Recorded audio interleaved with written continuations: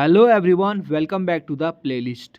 आज हम देखने वाले हैं थ्री थिंग्स। पहला है gradient, second is divergence and third is curl, जो अपना इलेक्ट्रोडायनेमिक्स में वेरी वेरी इंपॉर्टेंट है from exam point of view. तो लास्ट जो वीडियो थी उसमें हमने डेल ऑपरेटर देखा था, डेल्टा वेक्टर, जिसकी वैल्यू कैसे निकलती है। ये डिफरेंशिएशन है तो differentiation X, differentiation Y, differentiation Z, जिसके मल्टीप्लाई में डायरेक्शन की बात करें तो आईट्रोपी, जेट्रोपी एंड केट्रोपी, बीच में प्लस प्लस। तो ये आपका डेल ऑपरेटर होता है। अब आपको ग्रेडियंट निकालना है डेल ऑपरेटर के थ्रू, तो बेसिकली ग्रेडियंट होता है it is a rate of change of quantity with the distance, यानी कि उसमें चेंजेस, क्वांटिटी में जो चेंजेस हो रहे हैं डिस्टेंस के साथ में, यानी कि एक पार्टिकल इधर से इधर मूव हो रहा है तो उसके डिस्टेंस में जो क्वांटिटी में चेंजेस हो रहा है उस रेट को अपन क्या बोलते हैं, ग्रेडियंट बोलते हैं। तो ग्रेडियंट ऑफ फाई की वैल्यू क्या होगी, del phi upon del del N, और ये आपका entropy entropy something about the direction, जो अपन क्वेश्चन के अकॉर्डिंग डिस्कस करेंगे।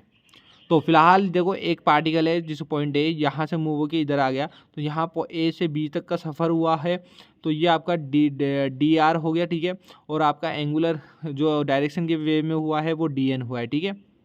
तो इधर डी आर के परफॉर्म में वैल्यू निकाले तो R vector plus D R vector हो गया, ओके। तो अगर अपन इसमें एंगल का वैल्यू निकाल लें, थीटा एंगल का, तो यहाँ पे वैल्यू एक निकल के आती है D N upon D R equal to cos theta होती है, okay. Now come back to the topic. तो डी आर एक्चुअली क्या है, वो एक डायरेक्शन को शो कर रहा है कि यहाँ से यहाँ तक डिस्टेंस शेयर करी। अब हो सकता है वो एक्स में भी करी हो, वाई में भी करी हो, जेड में भी करी हो, क्योंकि 3D प्लेन की बात करें अपन।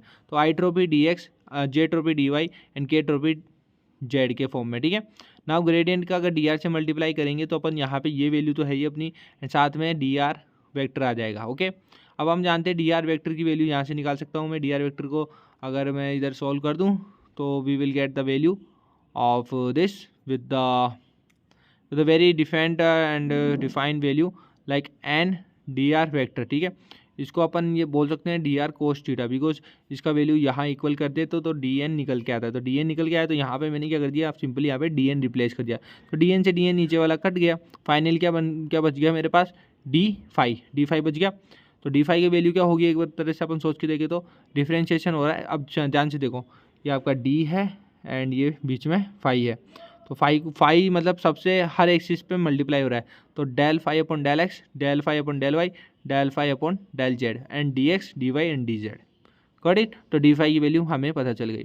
अब एक फॉर्मूला होता है जब ए और बी का वेक्टर्स का आप डॉट करते हो तो उसका फॉर्मूला ये होता है आई जे के फॉर्म में एंड इसके फॉर्म में, यानी कि जब सेम आई ट्रोपी मिलेंगे तब उसकी वैल्यू 1 होती है। अब आई जे से मिलेगा तो उसकी वैल्यू 0 है, आई की वैल्यू के से मिलेगी तो 0 हो जाएगी। लेकिन आई मिलेगा, जे मिलेगा और के मिलेगा तो उनका वैल्यू 1, यानी सेम के केस में 1 होता है, रिमेनिंग के केस में 0 रहेगा। तो जिनके केस में 1 हो रहा है तो उसमें क्या बन गया, ए x B x, A Y B Y और ए जेड बी जेड, तो ये वैल्यू अपनी निकल के आ गई, गॉट इट। सिमिलरली अपन भी यहाँ पर भी देख पा रहे हैं ये चीज़, इसको इससे रिलेट करो। ये तो आपका ए एक्स है, ये आपका बी एक्स है, ये ए वाई, ये बी वाई, ये अपना ए जेड एंड बी जेड, ठीक है। अब इस फॉर्म को वापस इस पुराने वाली फॉर्म में कन्वर्ट कर दें, तो ये लो गाइस हमने कर दिया, फाई वाली वैल्यू सारी यहाँ पर आ गई एंड जो डी एक्स डी वाई और डी जेड था वो आपका यहाँ पर आ गया, ठीक है। अब एक्चुअली ये वैल्यू तो क्या थी, ये डी आर वेक्टर ही तो था, तो इस वैल्यू को अपन ने वापस इस फॉर्म में लिख दिया, लाइक अपन ऊपर लिखे थे ना, देखो डी आर वेक्टर, वही वैल्यू यहाँ पर अपन ने वापस लिख दी, ठीक है। अब अपन फाइनल आउटपुट निकाल के दे देते हैं इसको। तो देखो आपने इसके केस के अंदर क्या था, अपने केस के अंदर था कि अपन को जो भी अपना यहाँ पर डेल ऑपरेटर है उसके साथ कोई भी स्केलर फंक्शन को मल्टीप्लाई कर दो तो that value is your gradient, okay. तो ग्रेडियंट की वैल्यू अपन ने यहाँ से ये वैल्यू निकल गई, ठीक है, क्योंकि इसके अपोन में अगर अपन वो वैल्यू लिखते हैं तो डी आर से डी आर कट जाएगा, तो बचे हुए पार्ट क्या होगा, ये होगा, ओके। तो बचा हुआ पार्ट ये है, तो ये आपका फाइनल आउटपुट है ग्रेडियंट के केस में। Now we will talk about the divergence. Divergence is something the vector flux per unit volume emerging out of the closed surfaces enclosing a volume element placed in the vector field.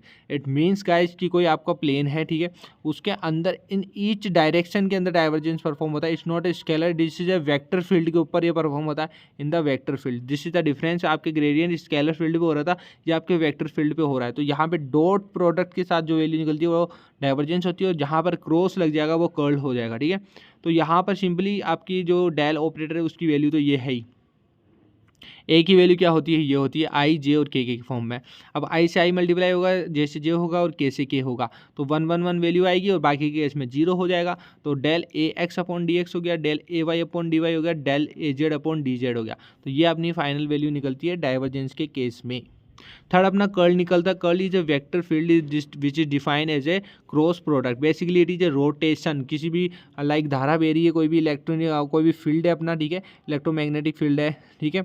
अब उस field में जो wave निकल रही है, अब इसके बीच में एक ब्लॉक लगा देता हूँ मैं, ओके। ब्लॉक आ गया, तो ये वेव जब यहाँ पे हिट होती है तो ये धीरे धीरे यहाँ से मूव होगा, यानी टिल्ट हो जाएगा। जैसे ये है, ओके, अब ये वेव आ रही है यहाँ पर, इधर वेव्स आ रही है, तो ये क्या होगा, ये ऐसे थोड़ा थोड़ा टिल्ट हो जाएगा।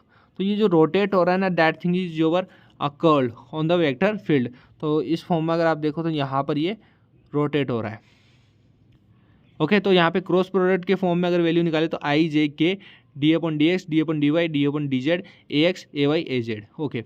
नाउ वैल्यू निकालने का सिंपल तरीका है, ये कैसे निकली वैल्यू, देखो आई के रेस्पेक्ट में निकालना है सबसे पहले। तो ये वाली लाइन आपकी यहाँ होती है, कट हो जाती है, ठीक है, इसको छुपा लो आई के रेस्पेक्ट में, तो आई वाली भी छुप गई, ठीक है। अब ये छुप गई तो बचा कौन सा पार्ट, ये।